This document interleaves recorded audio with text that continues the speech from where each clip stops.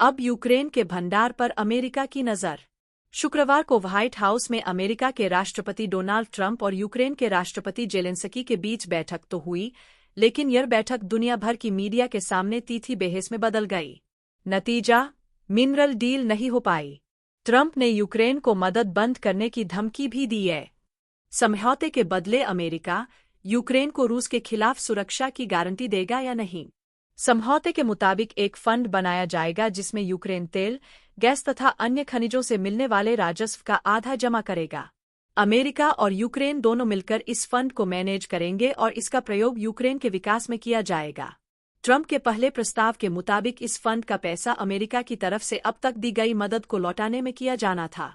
Trump ने कहा था कि अमेरिका ने अब तक यूक्रेन को $500 अरब की मदद की है। इस लिहाज से देखा जाए तो समझौते की नई शर्तें यूक्रेन के लिए आसान हुई है। ट्रंप की पुरानी शर्तों पर जेलेंस्की ने कहा था कि मैं ऐसे किसी समझौते पर हस्ताक्षर नहीं करने वाला जिसका बोझ यूक्रेन की आने वाली 10 पीढ़ियों पर पड़े। यूक्रेन में महत्वपूर्ण, क्रिटिकल और दुर्लभ रेयर अर्थ दोनों तरह के खनिजों का भंडार है। इन खनिजों का प्रयोग सेमीकंडक्टर और इलेक्ट्रिक वाहनों (ईवी) की बैटरी से लेकर रक्षा टेक्नोलॉजी तक में होता है।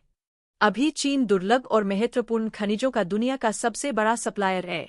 अमेरिका और यूरोप चीन पर निर्भरता कम करना चाहते हैं। वैश्विक स्तर पर देखा जाए तो क्रिटिकल यानी महत्वपूर्ण खनिजों की सप्लाई लगातार मुश्किल होती जा रही है। यही नहीं, युद्ध के बाद यूक्रेन का लगभग 53% खनिज भंडार इस समय रूस के नियंत्रण में चला गया है। विशेषज्ञ यूक्रेन पर रूस के हमले को भी खनिजों पर नियंत्रण की लड़ाई से जोड़कर देखते हैं। बाइडेन प्रशासन के सख्ती बयाने के बाद दिसंबर 2024 में चीन ने अमेरिका को कई महत्वपूर्ण खनिजों के निर्यात पर पाबंदी लगा दी। इनमें सेमीकंडक्टर में इस्तेमाल होने वाला गैलियम, सेमीकंडक्टर और इंफ्रारेड टेक्नोलॉजी में इस्तेमाल होने वाला जर्मेनियम, मिसाइलों में प्रयोग किया जाने वाला एंटीमनी और ईवी बैटरी बनाने के लिए जरूरी ग्रेफाइट भी शामिल है। चीन इनका सबसे बड़ा सप्लायर है। वह दुनिया का 60% जर्मेनियम, 80% गैलियम और 78% एंटीमनी उत्पादन करता है। दुर्लभ खनिजों में 17 तत्व आते हैं।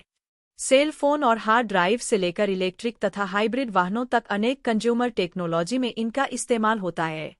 अमेरिका ने 50 खनिजों को क्रिटिकल श्रेणी में डाल रखा है और इनमें से 26 का आयात वह चीन से करता है। चीन के पास 4.4 crore tonne rare earth mineral का भंडार है, जबकि अमेरिका के पास 18 लाख टन का। दुर्लभ खनिजों का 90% उत्पादन रिफाइनिंग के बाद चीन ही करता है। इन पर सरकारी अंकुश बयाने के लिए चीन ने हाल ही एक नए नियम का ड्राफ्ट जारी किया है। सरकार के निर्देश पर चाइनीज कंपनियां खनिजों की प्रोसेसिंग करने वाली मशीनों का निर्यात भी बंद कर रही है।